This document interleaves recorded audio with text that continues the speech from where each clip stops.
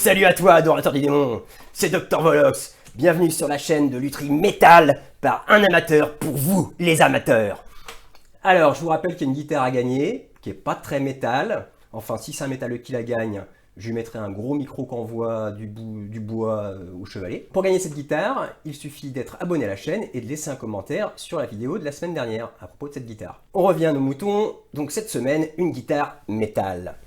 C'est ma deuxième guitare du confinement et c'est un design personnel. Et elle est beaucoup plus ambitieuse que la première, vu que cette fois-ci, je fais tout avec de la récup, le manche, la touche et le corps. Alors là, c'est vraiment le début de la fabrication, mais j'en profite pour vous faire un tuto détaillé sur les premières étapes de la fabrication du manche, et notamment le fameux scarf joint, joint en biseau entre la tête et le manche. Et vu qu'on est sur une guitare métal, et ben je vous mets du gros métal.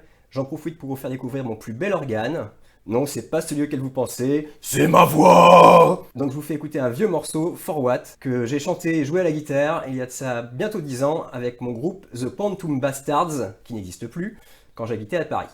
Allez, c'est parti. Tout commence en décembre 2018. Mon pote Franck me commande une copie de BC Rich Warlock. Et là je lui dis, mais tu veux pas que je te design carrément une guitare? Et là il me dit, banco! Quelques mois plus tard, voilà le résultat. Nous sommes sur un manche traversant en frêne, une touche en ébène et un corps en chêne. Scié Graftech et mécanique Clusson, et pour les micros, des Iron Gear Metal Machine. On est clairement sur un design extrême, donc ça plaira pas à tout le monde. Enfin, allez-y, lâchez-vous dans les commentaires si vous voulez. Un an plus tard, c'est le confinement, j'ai plus de bois, et je me dis, mais tiens, je me ferais bien ce modèle original de guitare que j'ai conçu l'année dernière. C'est parti, avec ça, je vais faire un manche. Les deux morceaux les plus longs sont des sortes d'acajou. Ça servait à l'emballage de patrons de manche.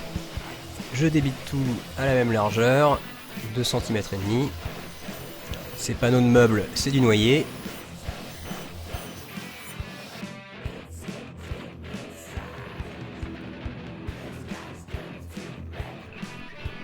Voilà l'idée, et coup de bol, ça fait pile poil 6 cm de large. Je ponce les baguettes de noyer qui proviennent d'un meuble ciré.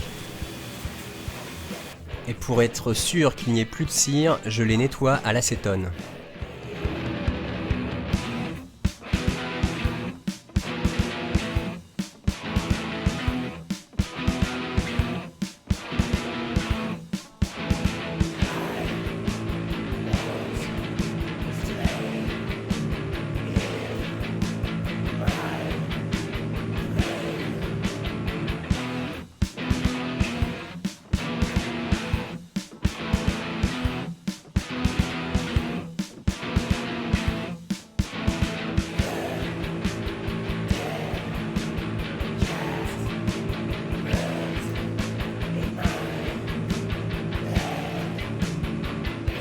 Une fois de plus, j'utilise des petits grains de sel pour que mes pièces ne glissent pas. On parle vraiment de quelques cristaux, on ne sale pas un steak.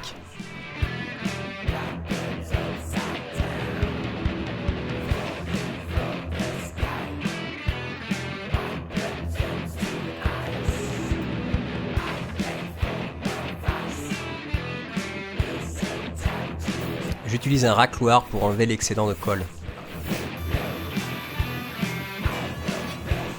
Un petit coup sur ma dégommaison.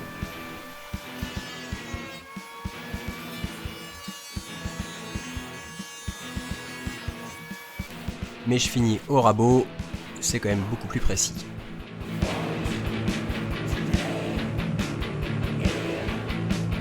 Alors normalement, je coupe ma tête et mon manche avec ma scie à ruban. Mais là, je vais vous montrer comment faire avec juste une petite scie japonaise. En effet, tout le monde n'a pas une scie à ruban. Je commence par me fabriquer un guide de coupe.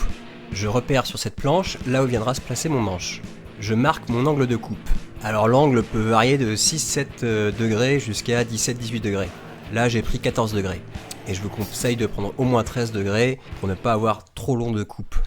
Je viens coller 2 blocs guides le long de la ligne de coupe et de part et d'autre du dessin du manche. Le niveau me sert à mettre ces blocs bien d'équerre par rapport à ma planche. Pour placer le deuxième bloc, je prends en compte l'épaisseur de la lame.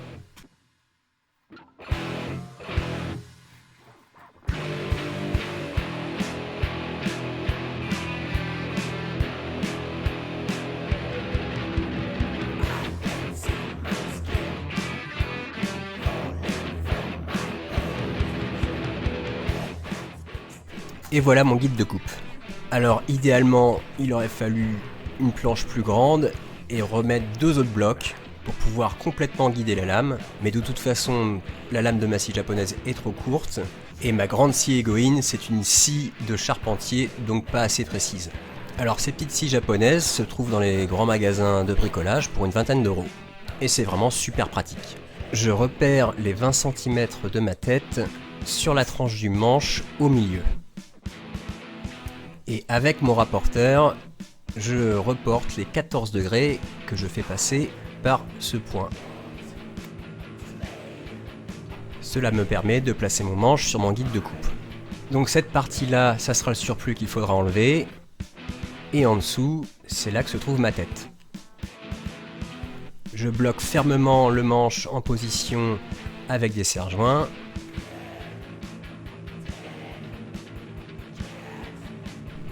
C'est parti, je peux couper. En faisant bien attention que ma lame glisse sur mes 2 blocs guides.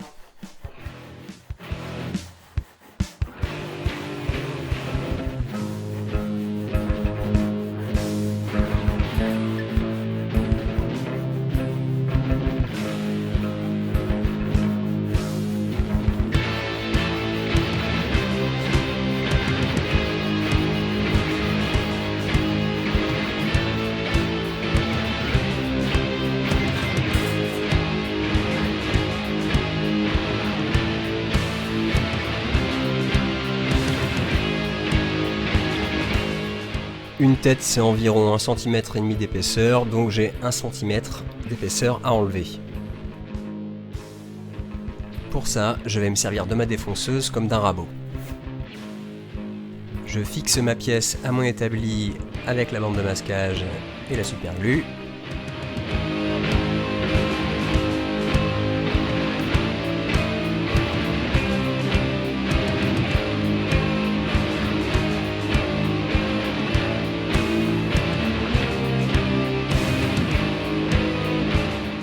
Et je vais utiliser une réhausse pour ma défonceuse, c'est vraiment tout bête, juste une planchette, un trou et 2 bouts de bastin pour rehausser.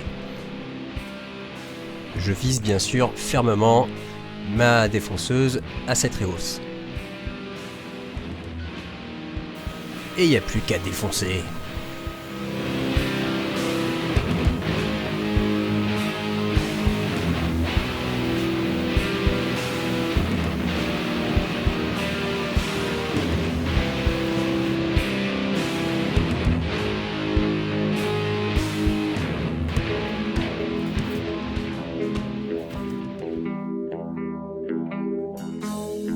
Bon, ma coupe n'a pas été parfaite.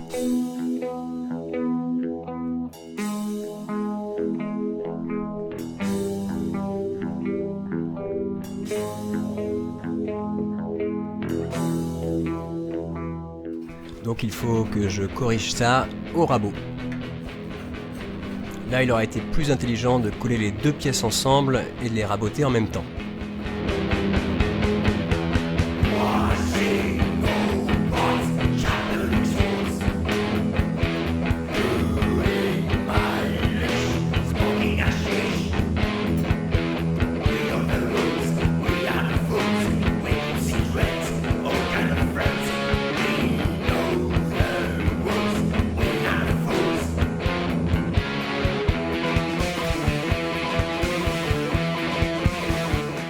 Maintenant, on peut passer au collage. 2 ou 3 cristaux de sel à chaque coin pour pas que ça glisse. Une feuille de papier sulfurisé sous l'assemblage pour ne pas le coller à l'établi.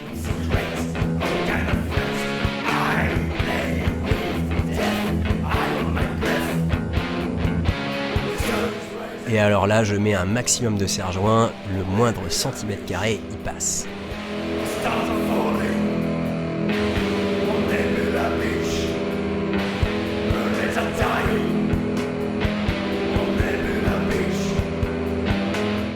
Petit coup de rabot pour mettre tout bien à plat.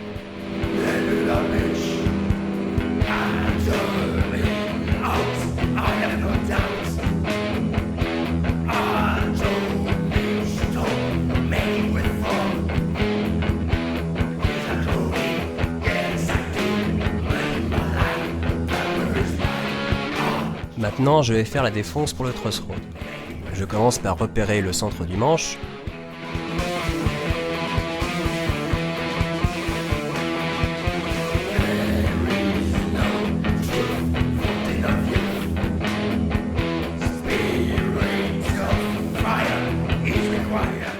Je repère l'emplacement de mon sillet qui fait 6 mm de largeur. Je pose le truss rod pour qu'il vienne pile poil au sillet. Je peux repérer là où il s'arrête de l'autre côté. Je vérifie qu'il fait bien 6 par 9 mm. C'est parti, je peux faire ma défonce. Je fais 3 passages, 3 mm, 6 mm et 9 mm, avec une fraise de 6 mm de large.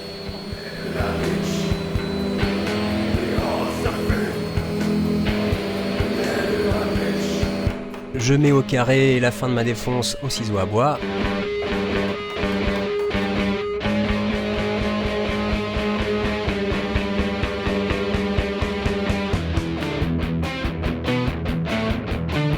Et il faut élargir la tranchée de l'autre côté.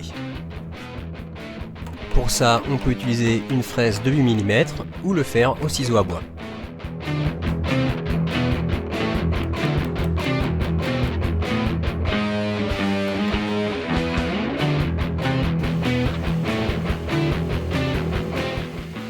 Enfin, je perce l'accès au truss rod. Alors j'aurais très bien pu continuer ma tranchée jusqu'à la tête et ne pas avoir besoin de percer d'accès. Allez, c'est parti, avec ce tas de chute, je vais faire la partie inférieure du corps.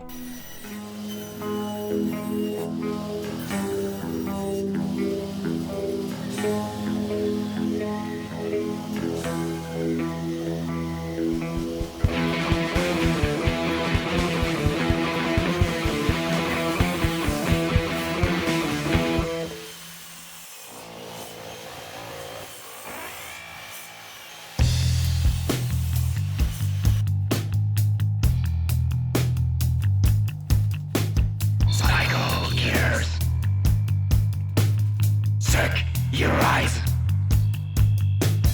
cosmic bitches, walk the stars. What? What?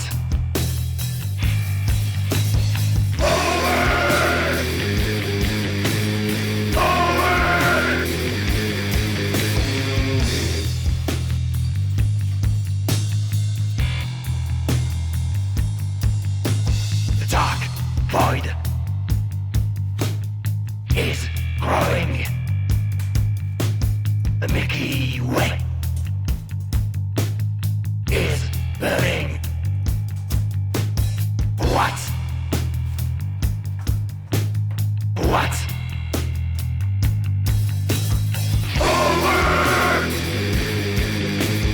Forward! Face Jude!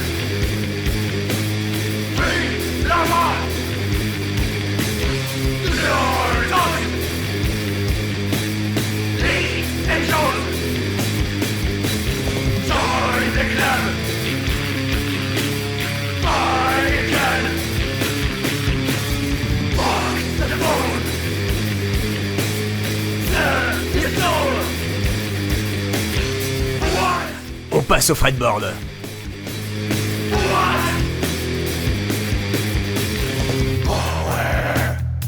Alors je dessine celui-ci pour faire en sorte que toutes mes jonctions soient sur des frettes.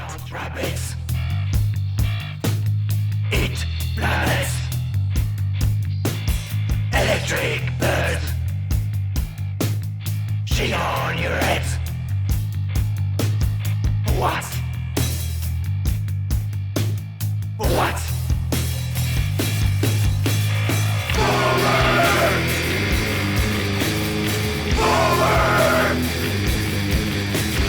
You want to? C'est avec ça que je vais faire mon fretboard, des chutes de palissandre, de peau ferro et de chêne.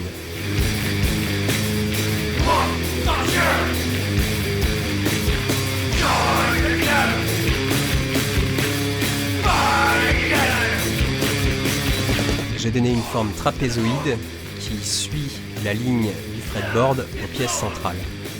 Les petits points de superglue, c'est juste pour bien maintenir les pièces collées à mon patron.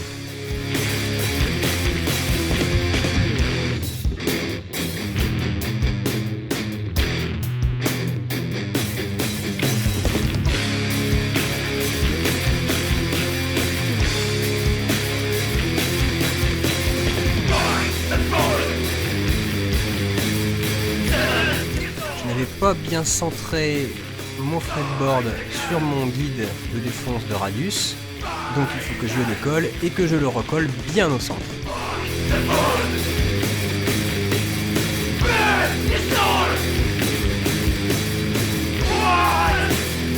Maintenant, je peux mettre mon fretboard au radius. Et voilà, il y a encore pas mal de boulot, surtout sur le top de la guitare qui est complètement à faire, et là je compte bien péter bien plus haut que mon cul. Là voilà, mon design perso, je lui ai pas encore trouvé de nom, donc vous pouvez me soumettre des propositions dans les commentaires. Je vais vous faire une petite démo pour vous rendre compte un peu comment elle donne.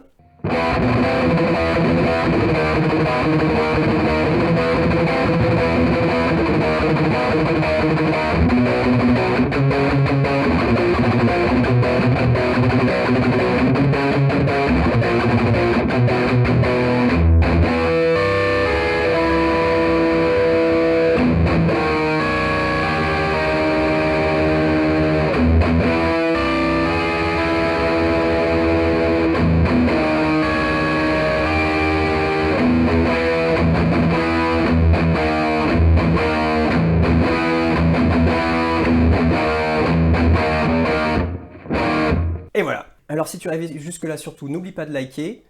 Je sais pas trop ce que je vous fais la semaine prochaine.